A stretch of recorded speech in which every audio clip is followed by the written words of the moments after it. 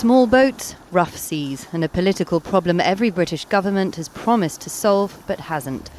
On Monday, ministers will try again, unveiling sweeping reforms to make the UK a less attractive destination for asylum seekers. The Home Secretary argues the system is overwhelmed. I can see a system that is out of control, that is unfair and putting huge pressure on communities. My reforms are designed to reduce the number of arrivals coming into this country and to increase the number of removals of those who have no right to be in our country. Anger against immigration is pushing the Labour government to harden its policy. With the rise of anti-immigration, hard-right Reform Party, the issue of asylum seekers has overtaken the economy as voters' top concern. Currently, refugees arriving in the UK are granted status for 5 years before they can apply for permanent residency and eventually citizenship.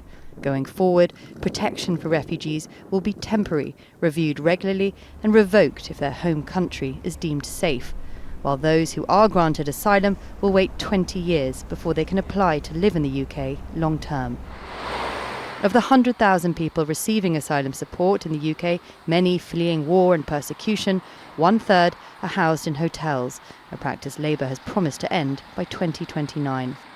This hotel in Epping has seen many angry protests. There are more than 100 asylum seekers inside who'll be listening closely to how these reforms might affect them.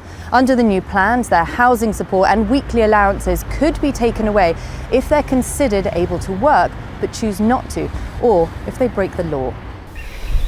The government's blueprint is Denmark. Asylum applications there are at a 40-year low, and most rejected applicants are removed. The UK hopes the tougher approach will deter more crossings.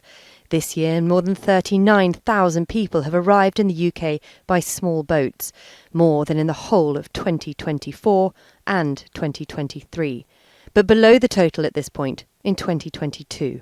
But charities say the reforms won't deliver the promised results. I think the Labour government is misguided. It says that it fears that communities are being torn apart. Well, communities are being torn apart not because of boat crossings, they're being torn apart because of the failing economy.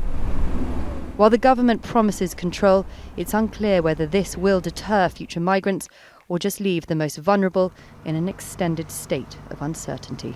Charlie Angela, Al Jazeera, Epping, England. Don't miss out, get the full picture. Subscribe to Al Jazeera for reliable news and expert insights. Like, share, stay ahead.